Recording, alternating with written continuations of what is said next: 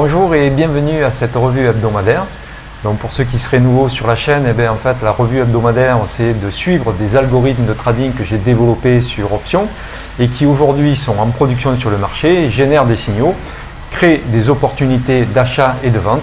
Et il s'agit donc de voir au fur et à mesure de leur évolution comment ils évoluent par rapport au marché. Donc bienvenue sur Option Trading Tool qui est une chaîne spécialisée dans les options. Je suis Patrick, développeur informatique et trader indépendant depuis plus de 10 ans et je me suis spécialisé dans les options. Donc c'est parti, nous allons voir cette vidéo, mais avant de voir la vidéo, je vous invite à voir ça. Vous recherchez une méthode de trading simple, éprouvée et efficace, profitez de centaines de stratégies backtestées sur plus de 8 ans d'historique et tous les jours, recevez dans votre boîte email les opportunités générées par ces stratégies. Ainsi, dans votre boîte email, vous recevez des fiches claires et détaillées. Vous savez quand, le jour où vous recevez l'opportunité, vous savez quoi, le ticker, ici NVDA, vous savez le type de stratégie que vous devez ouvrir, ici un long call débit spread, les strikes que vous devez acheter et le strike que vous devez vendre, et vous connaissez également la date d'échéance pour laquelle le trade doit être ouvert. Et vous avez également la totalité des statistiques de la stratégie, qui comprennent aussi bien les informations durant les périodes de backtest que durant la période de mise en production, puisque toutes les stratégies ont été mises en production en réel sur le marché. Ainsi, vous avez toutes les informations qui vous permettent de prendre une décision claire, nette et précise. Si vous êtes intéressé, inscrivez-vous dans le lien qui est en description et bénéficiez d'un mois totalement gratuit durant lequel vous pourrez profiter pleinement de tous les outils qui sont mis à votre disposition sur la plateforme et bien sûr vous recevrez directement dans votre boîte email toutes les opportunités du jour. Vous bénéficierez également d'une heure de coaching avec moi de sorte à me poser toutes les questions que vous souhaitez et bien sûr je vous formerai à l'utilisation de la plateforme afin que vous ne perdiez pas de temps à son utilisation et sa compréhension et que vous puissiez ainsi bénéficier directement des opportunités qui vous seront proposées et les mettre à profit sur le marché. Donc n'hésitez pas, inscrivez-vous, testez et jugez par vous-même. Et quant à moi, je vous dis à très bientôt. Cette semaine, une semaine un petit peu compliquée puisqu'on démarre la semaine sur la baisse pour finalement terminer à la hausse. Donc au niveau du capital nécessaire pour les trades qui ont été clôturés durant la semaine, on est à 26 000 $, un nombre d'opérations de 52 qui ont été clôturées. Donc on voit que par rapport aux semaines qui ont précédé, depuis lequel j'ai démarré ce suivi hebdomadaire, on était plutôt autour de 100 opérations. Là on est à 52 opérations. On a un taux de réussite légèrement inférieur à ce qu'on peut constater de manière habituelle puisqu'on est plutôt autour des 75% et là on est autour de 65%. Et on a un retour sur investissement donc pour l'ensemble de la semaine de 9,22%. Alors voyons voir maintenant ce que cela donne du côté des statistiques. Donc on peut voir qu'en termes de gains, les calls débit spread participent à hauteur de 59%, les puts crédit spread à hauteur de 24%. Donc pour ce qui est des puts crédit spread, on est dans la moyenne habituelle.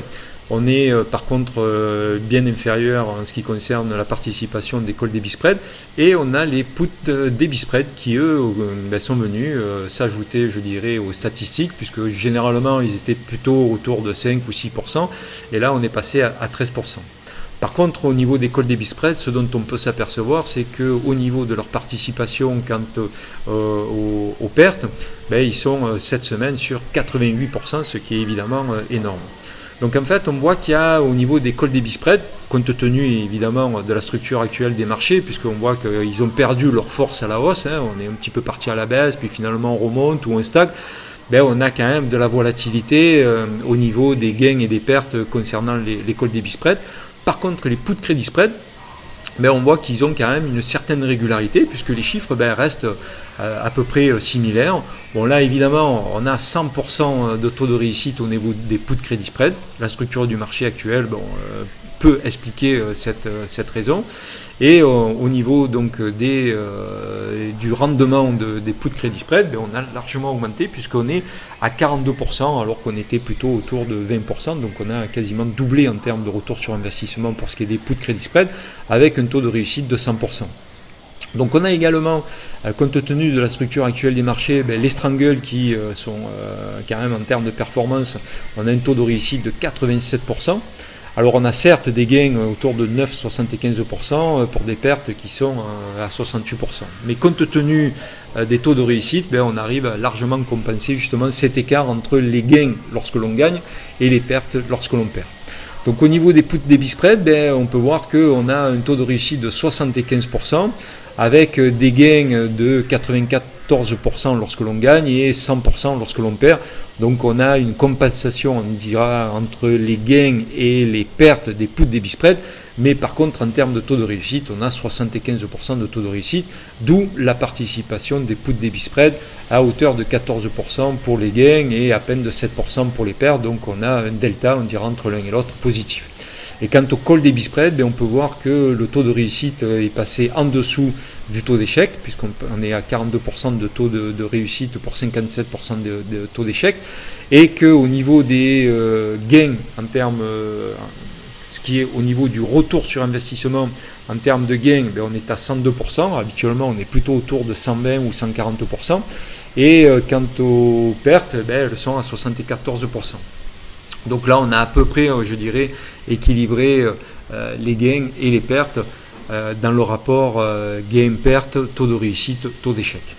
Et ce qu'on vient de voir au niveau des statistiques est assez bien reflété par la distribution que nous avons là maintenant sous les yeux et qui nous permet de voir qu'il y a, en tout cas en début de semaine, une distribution entre les gains et les pertes qui est à peu près similaire, si ce n'est qu'on a quand même des niveaux de pertes qui sont quand même en moyenne supérieurs à ce qu'on peut voir au niveau des gains lorsqu'il y a des gains. Mais par contre, en fin de semaine, bien sûr, là, on a 100% de taux de réussite du côté des gains, et donc on a une distribution qui est exclusivement du côté des gains, d'où l'equity curve qu'on a pu voir tout à l'heure. Alors voyons voir maintenant ce que cela donne si on regarde les stratégies depuis la mise en production, donc début de production, on affiche. Et voilà donc ce que ça donne. Donc on a toujours une equity curve qui est on va dire régulière en termes de hausse. Bon, mais ça évidemment c'est pas la semaine qui vient de s'écouler qui aura changé ce qui s'est passé dans l'historique. Mais si on regarde sur un passé qui est plus proche, qui doit se situer à peu près au cours du mois écoulé, on voit que l'equity curve continue à monter assez régulièrement. Et donc voilà, tout ça reste donc globalement très encourageant. Et donc si on regarde au niveau des statistiques donc globales, on voit qu'en termes d'opérations, il y a 2282 opérations, ce qui n'est pas très parlant, mais par contre ce qui est intéressant de noter, c'est de voir que sur la totalité de l'historique depuis la mise en production, on a un taux de réussite qui est autour de 75,81%. Et là cette semaine est à 65%, ce qui veut dire qu'effectivement en termes de taux de réussite, on est légèrement en dessous de ce qu'on peut constater de manière générale depuis la mise en production. Merci donc d'avoir suivi cette vidéo jusqu'au bout. J'espère qu'elle vous a plu, qu'elle vous aura montré que oui, on peut trader avec des algorithmes, mais on peut aussi et surtout rendre son trading efficace en ayant juste à ouvrir des trades qui vous sont générés et envoyés directement dans votre boîte email. Voilà, si vous avez des questions ou des clarifications que vous souhaitez avoir, n'hésitez pas à laisser vos commentaires dans les commentaires, à liker la vidéo, à vous inscrire à la chaîne afin d'être prévenu et informé des nouvelles et prochaines vidéos que je mettrai en ligne.